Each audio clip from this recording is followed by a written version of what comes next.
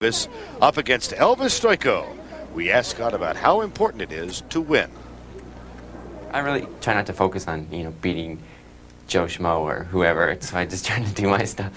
But I think it would be important, if I happen to win this competition, it'd probably look good to everyone back home that Scott beat #2 in the world, so that'll probably look better going into nationals.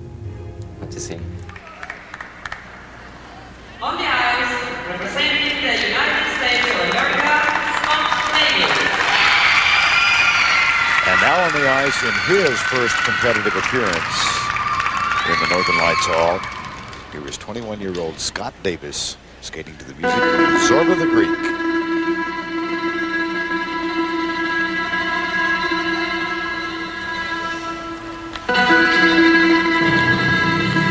There is a great window of opportunity here for Scott Davis. If he can hit this combination and skate clean, he can beat Elvis. Triple axel, double toe. Triple axel, couldn't hold on to the landing, but the deduction isn't as severe. He looked like he had it.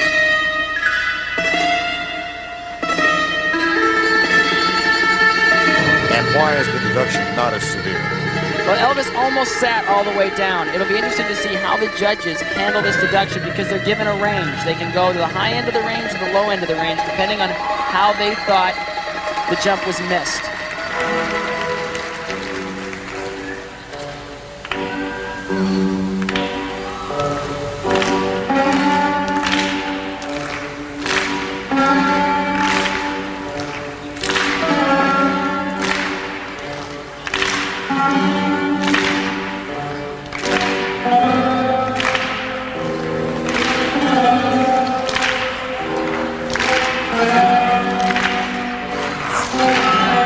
Jump is crucial, connecting steps into triplets. Nicely done.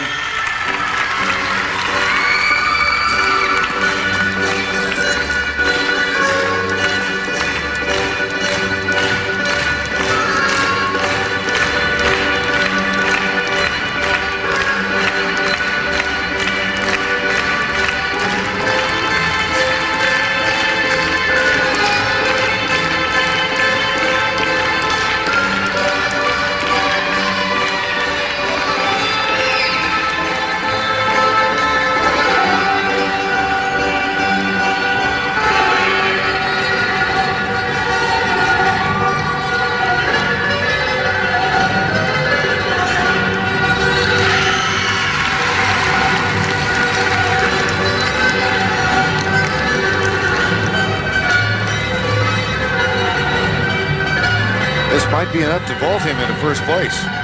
It'll be interesting because the judges, I think it's a .2 deduction, which is the low end of the scale.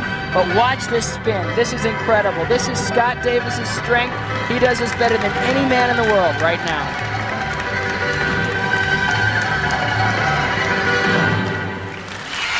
And something totally unexpected, a stumble from Scott Davis at the very end of his routine. Sometimes those spins can get a little out of control, but nobody spins faster than Scott. Scott Davis, coached by Kathy Casey at the Broadmoor in Colorado Springs, Colorado, won the United States Championship in Phoenix last January, was not a member of the U.S. Olympic team in Albertville 2 years ago.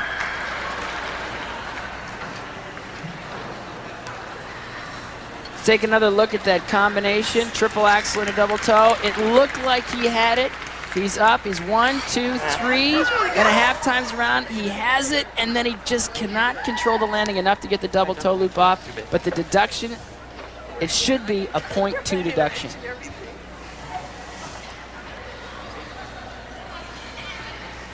This spin is very difficult.